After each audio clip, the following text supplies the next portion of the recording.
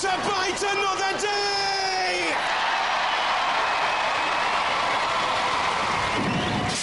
Let's have a look at the trash heap that is Dynamite after that. A damaged cam, don't know where to start. You've got a few saws up here. There you go. That was the armour. It's been robbed, skinned of its armour. If I bring you around the back here, when you look at it, it's just the whole thing is an absolute mess. There were bits flying off when it was flipped, bits dangling off while it was being dangled over the pit by Kill-A-Lot, and then finally out of the arena. Well, how did that feel? Oh, unfortunately, our removable link was damaged. Aha, and it was painful. Yes.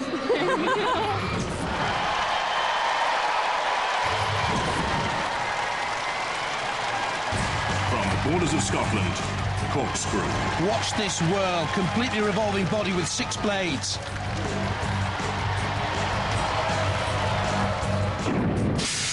It's a big disc, really. It's basically a big disc.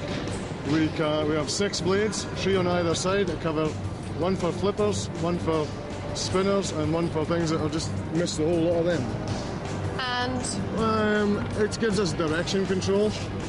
So because the body spins, we don't have any orientation on the robot, so we need something to tell us where forward and back is. So we have red eyes for back and green eyes for go.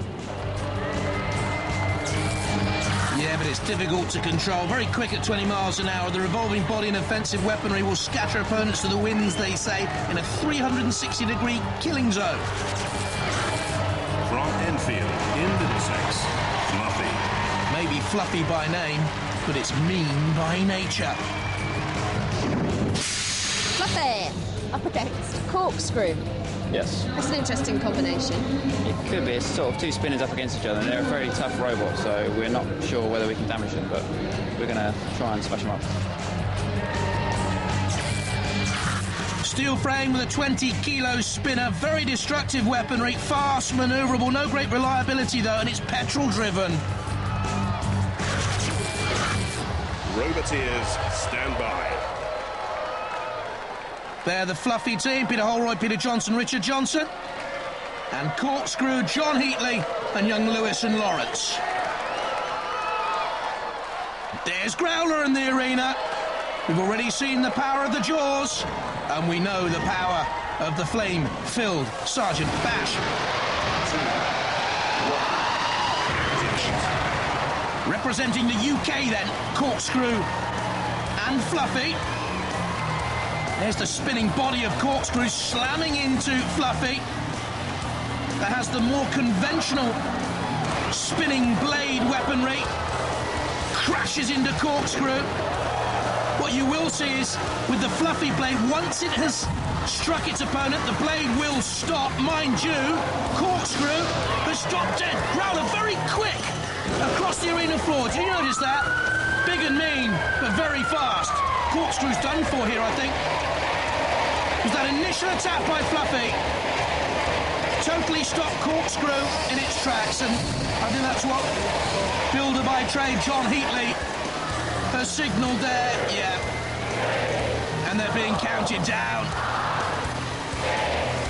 That was impressive by Fluffy, you know. Corkscrew simply had no answer.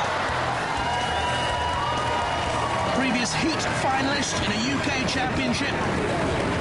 Corkscrew has gone here in the UK-Germany battle.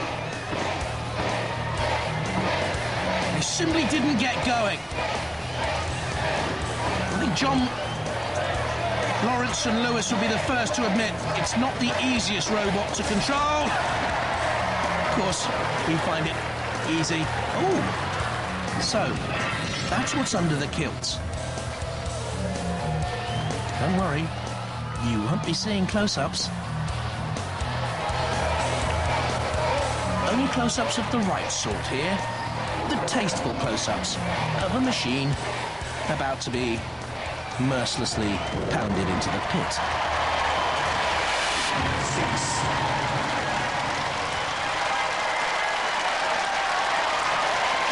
Corkscrew, no plans. It at the competition, whereas Fluffy, they display the spirit of 66. Nice one. What was it? Because it just stopped. It was looking really good the first time we'd seen it really spinning well at full speed. We knew that it was going to be a big bang if we both came head to head. So we needed to do a weapons test on it anyway, so this was a good weapons test. Yeah. It broke. It was that big bang, the second one. Yeah, It just stopped you? Yeah, it took off the actual whole weapon altogether, broke it right away from the machine, and the second one put a gouge into the wheel. It came round and jammed the motor, basically broke the motor off. And there's no way you could do anything about it? No, after that we were just history.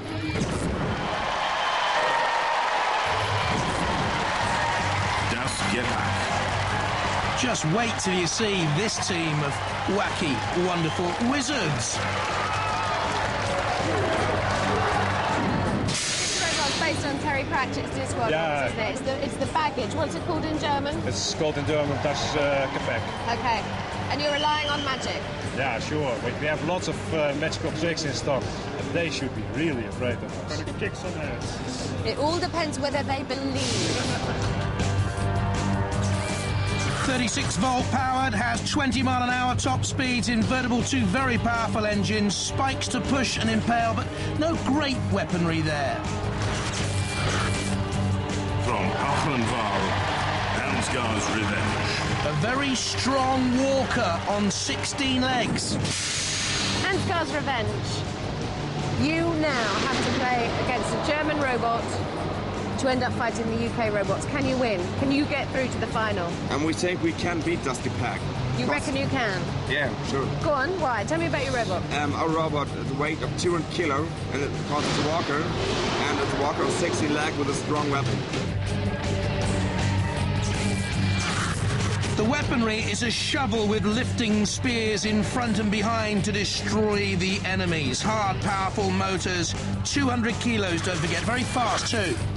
Roboteers, stand by. Das Gepäck, Peter Kern and Kees Sicking. Ansgar's Revenge, Joachim, Suncha and Sasha. Sir Killalot knows neither friend nor foe, totally uncaring, as is Dead Metal. Activate. Fighting for Germany, these two, don't forget. They'll meet, if they go all the way, a UK machine in the final. Das Gepäck thrusting Ansgar's Revenge into Dead Metal straight away. Up goes that funny sort of lifting bar shovel and descends. Dead Metal, therefore, is caught on Ansgar's Revenge, which won't bother Dead Metal at all, but it will do the German robot. What is that wobbly sort of head on the front bar? Is it supposed to be a Viking's head? Are we supposed to be terrified? Is it supposed to bother Sir Killalot? I doubt it. Ansgar's Revenge being lifted, dragged, pulled as Das Gepäck lowers the pit. Das Gepäck very quick across the arena. We thought it might be at 20 miles an hour. Ansgar's Revenge simply hasn't got going, has it? Into the angle grinder. Das Gepäck pushing forward, 95 kilos, half the weight of Ansgar's Revenge. It's a basic Robot Wars rule. If it's a walking machine, it can have double the weight of the others, or roughly. They look worried, Ansgar's Revenge, and so they should be. But for me, Das Gepäck is the best machine we have seen so far in this UK-Germany special. Ansgar's Revenge in all sorts of trouble there. We've seen Ansgar, a previous incarnation of this machine, in the Second World Championships of Robot Wars when it fought for Germany. And this looks like success for Das Gepäck. Cease is called. Technically, it goes to the judges. Well, I've just heard from the judges. It didn't take long. It's obvious who won.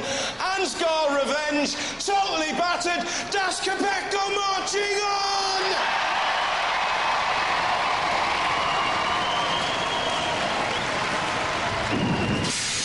I thought you were going to win that. We thought it too, but the motors gave up. Oh, is that what happened? Any damage? What was it like to be attacked by Killalot? He can't do anything to us. There's no damage on the road. He hasn't done, he's done a few scrapes, but that's it. That's pretty much it. And the smell is from the motors. Yeah, the motors. Yeah, they're burnt out, aren't they? Yeah. You gotta get some new motors. We think so. Yeah. 259 Delldog, Fluffy and Gepack surviving. This is how they line up in round 2. Again, it's the UK meeting Fluffy and 259 and the Germans meeting Delldog and Gepack.